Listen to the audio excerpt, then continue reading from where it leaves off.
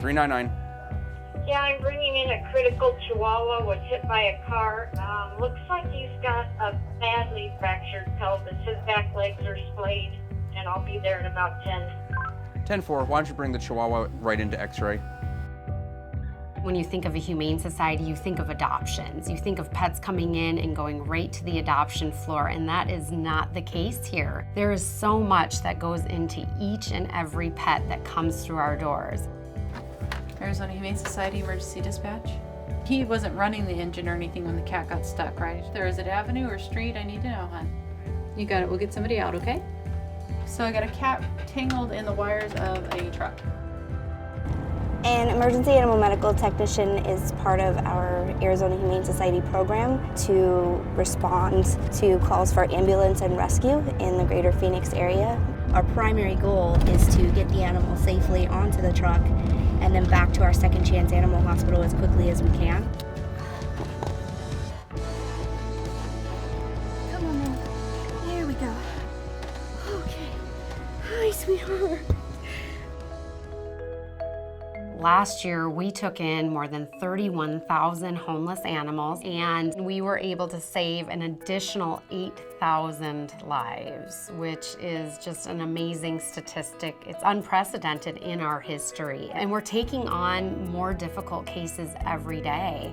Second Chance is a division of the Arizona Humane Society that takes care of all the injured and sick stray animals brought to our facility.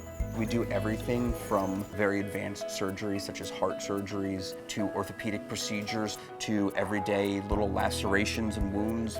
I've worked in Second Chance Animal Hospital for the past 8 years and would really not want to work anyplace else because this facility allows us to do the absolute utmost for animals that need us the most.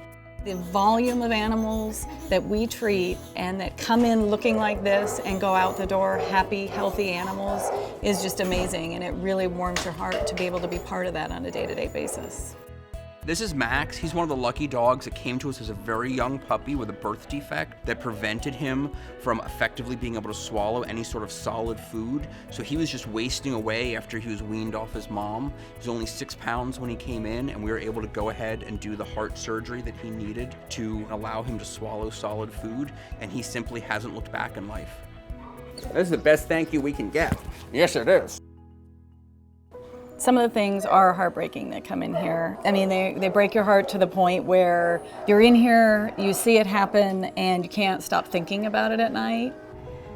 I can't fix everyone. I can't make people understand that animals have feelings and feel pain and love. I have to focus on what I can do, which oftentimes is just scoop them up, do the best that I can in the field, and get them back to our hospital. Donations are more critical now than ever because the more in-depth and the higher quality of care we provide, the costs increase exponentially. From vaccinations to medications to the trucks that we drive in the streets, every piece of equipment is made possible by donation. And so every life that we save is basically saved by one of our donors. The average cost of care for the animals in our shelter is $422. I would encourage people to please give any amount that you can. It goes directly to these little guys that you see here. We do amazing work with those donations, and we would not be able to continue without them. I've seen firsthand what the Arizona Humane Society can do, both for the animal and for the people in their lives. So my heart, my soul, my love goes out to the Arizona Humane Society and the donors, the volunteers who really pour their love and compassion into the animals.